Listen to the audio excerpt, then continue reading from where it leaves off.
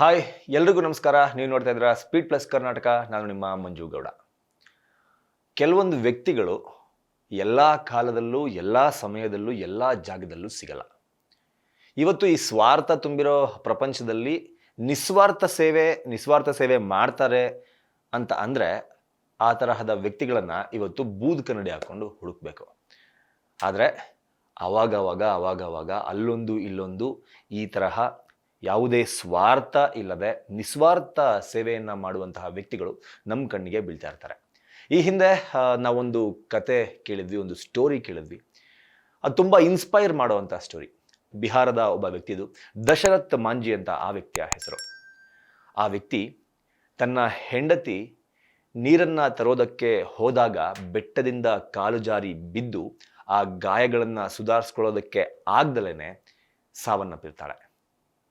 ಯಾವಾಗ ಆ ದಶರಥ್ ಮಾಂಜಿ ಅನ್ನೋ ವ್ಯಕ್ತಿಯ ಹೆಂಡತಿ ಬೆಟ್ಟದಿಂದ ಬಿದ್ದು ಸಾವನ್ನ ಅಪ್ತಾರೋ ಆಗ ಆ ವ್ಯಕ್ತಿ ನಿರ್ಧಾರ ಮಾಡ್ತಾನೆ, ನನ್ನ ಹೆಂಡತಿ ಈ ಬೆಟ್ಟದ ಮೇಲ್ಗಡೆ ನೀರು ತರೋದಕ್ಕೆ ಹೋಗಿದ್ರಿಂದ ತಾನೇ ಆಕೆ ಸತ್ತಿದ್ದು.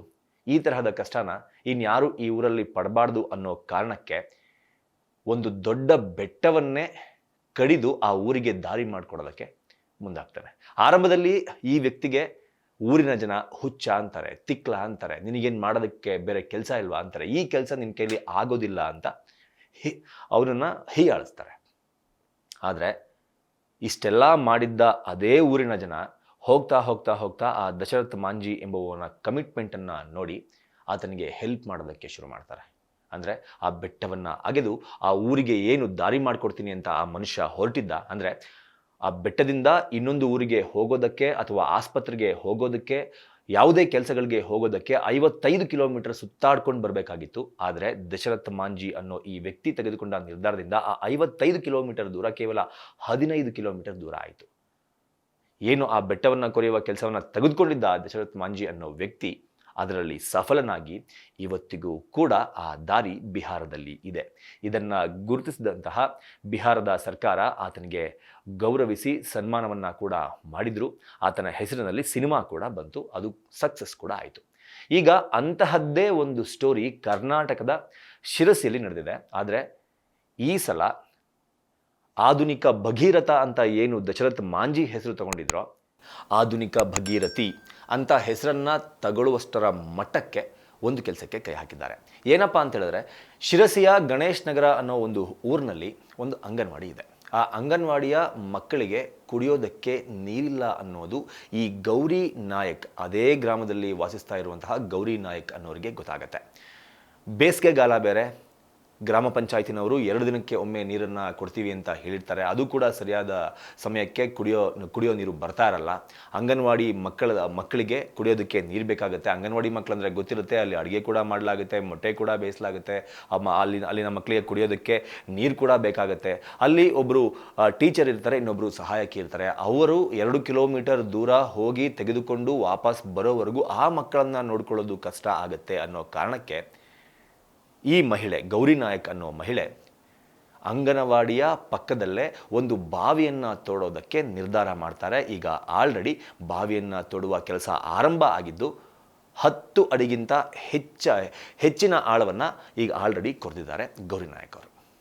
ಸೊ ಗೌರಿ ನಾಯಕ್ ಅವರು ಈ ಕೆಲಸಕ್ಕೆ ಕೈ ಹಾಕ್ತಾ ಇದ್ದಂತೆಯೇ ಅಲ್ಲಿರುವಂತಹ ಸಾಕಷ್ಟು ಜನ ಅಧಿಕಾರಿಗಳು ಅವರಿಗೆ ಸಪೋರ್ಟ್ ಮಾಡೋದನ್ನು ಬಿಟ್ಟು ಅವರಿಗೆ ಕಿರುಕುಳವನ್ನು ಕೊಡೋದಕ್ಕೆ ಸ್ಟಾರ್ಟ್ ಮಾಡ್ತಾರೆ. ಈ ಕೆಲಸವನ್ನು ನಿಲ್ಲಿಸಿ ಅಂತ ಕೆಲವರು ಹೇಳಿದ್ರೆ, ಆ ಬಾವಿನ ಮುಚ್ಚಿ ಅಂತ ಮತ್ತೆ ಕೆಲವರು ಹೇಳ್ತಾರೆ.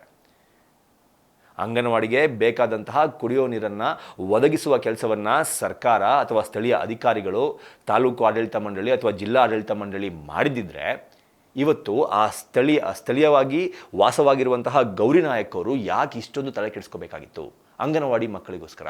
ಇದರಿಂದ ಆ ಗೌರಿ ನಾಯಕ್ ಅವರಿಗೆ 5 ಪೈಸದ್ದು ಯೂಸ್ ಇಲ್ಲ. ಈ ಬಾವಿಯಿಂದ ಗೌರಿ ನಾಯಕ್ ಮನೆಗೆ 1 ಹನಿ ಕುಡಿಯೋ ನೀರು ಕೂಡ ಹೋಗೋ ಅವಶ್ಯಕತೆ ಇಲ್ಲ. ಯಾಕಂದರೆ ತನ್ನ ಮನೆಯಲ್ಲೇ ಕುಡಿಯುವ ನೀರು ಇಲ್ಲದೇ ಇದ್ದಾಗ ಮನೆಯ ಸುತ್ತಾನೆ ಆಲ್ರೆಡಿ 2 ಬಾವಿಗಳನ್ನು ಈ ಮಹಿಳೆ ಒಬ್ಬರೇ ತೆಗೆದು ಅದರಲ್ಲಿ ಯಶಸ್ವಿಯಾಗಿ ಅವರ ಮನೆಯ ಕುಡಿಯುವ ನೀರನ್ನು ಅವರೇ ಪಡ್ಕೋತಾ ಇದ್ದಾರೆ. ಸೊ ಯಾವಾಗ ಗೌರಿ ನಾಯಕ್ ಅವರು ತಮ್ಮ ಮನೆಗೋಸ್ಕರ 2 ಬಾವಿಗಳನ್ನು ತೋಡಿ ಅದರಲ್ಲಿ ಯಶಸ್ವಿ ಆದರೂ ಅದೇ ತರಹದ ಕೆಲಸವನ್ನು ಸಮಾಜಕ್ಕೋಸ್ಕರ ಮಾಡೋಣ. ಇಲ್ಲಿ ಅಂಗನವಾಡಿ ಮಕ್ಕಳಿಗೆ ಕುಡಿಯೋದಕ್ಕೆ ನೀರಿಲ್ಲ, ಅಲ್ಲೂ ಕೂಡ ಒಂದು ಬಾವಿಯನ್ನು ತೋಡಿ ಅಲ್ಲಿ ಬರುವಂತಹ ನೀರನ್ನು ಅಂಗನವಾಡಿ ಮಕ್ಕಳಿಗೆ ಕೊಡೋಣ.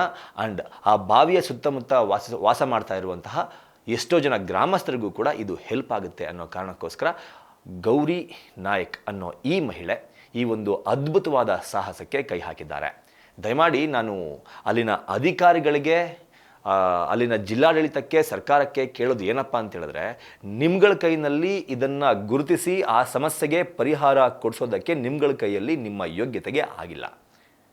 ಹೀಗಿರುವಾಗ ಅಲ್ಲಿ ಯಾರೋ ಸ್ಥಳೀಯರು ಸ್ವ ಇಚ್ಛೆಯಿಂದ, ಯಾವುದೇ ಸ್ವಾರ್ಥ ಇಲ್ಲದೆ ನಿಸ್ವಾರ್ಥತೆಯಿಂದ ಯಾರೇ ಹೆಲ್ಪ್ ಮಾಡೋಕ್ಕೆ ಬಂದರೂ ನಿಮ್ಮ ಹೆಲ್ಪ್ ನಮಗೆ ಬೇಡ ಅಂತ ಹೇಳ್ತಾ, ಯಾರೇ ದುಡ್ಡು ಕೊಡೋದಕ್ಕೆ ಹೋದರೂ ನಿಮ್ಮ ಈ ಕೆಲಸಕ್ಕೆ ನಾವು ದುಡ್ಡು ಕೊಡ್ತೀವಿ, ನಿಮ್ಮ ಫೋನ್ಪೇ ನಂಬರ್ ಹೇಳಿ, ಗೂಗಲ್ ಪೇ ನಂಬರ್ ಹೇಳಿ ಅಂತ ಕೇಳಿದ್ರು ಕೂಡ ಅದು ಯಾವುದು ನನ್ನ ಹತ್ರ ಇಲ್ಲ, ಯಾರ ಬಳಿಯಿಂದ ಬರುವ ಒಂದೇ ಒಂದು ಪೈಸಾ ದುಡ್ಡು ಕೂಡ ನನಗೆ ಬೇಡ ಅಂತ ನಿರ್ಧಾರ ಮಾಡಿ ಈ ನಿಸ್ವಾರ್ಥ ಸೇವೆಯನ್ನು ಆರಂಭ ಮಾಡಿದಾರಲ್ಲ, ಅವರಿಗೆ ಆದರೆ ಸಾಥ್ ಕೊಡಿ.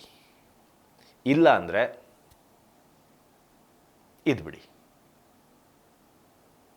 ಆ ಊರಿನ ಗ್ರಾಮಸ್ಥರು ಗೌರಿ ನಾಯಕ ಎನ್ನುವ ಆ ಮಹಿಳೆಯ ಕೆಲಸಕ್ಕೆ ಕೈ ಜೋಡಿಸಬೇಕು. ಸುತ್ತಮುತ್ತಲಿನ ಅಧಿಕಾರಿಗಳು ಯಾರೇ ತೊಂದರೆ ಕೊಡೋದಕ್ಕೆ ಬಂದರೂ ಎದುರಿಸಿ ನಿಲ್ಲಬೇಕು. ಈ ವಿಚಾರದ ಬಗ್ಗೆ ಸರ್ಕಾರ ಗಮನ ಹರಿಸಬೇಕು. ಈ ಕೆಲಸ ಅಂದರೆ ನಿಸ್ವಾರ್ಥತೆಯಿಂದ ಸಾಗ್ತಾ ಇರುವಂತಹ ಈ ಕೆಲಸ ಯಾವುದೇ ಕಾರಣಕ್ಕೂ ನಿಲ್ಲಬಾರದು ಅನ್ನೋದೇ ನಮ್ಮ ಉದ್ದೇಶ. ನಮಸ್ಕಾರ. Beat plus Karnataka.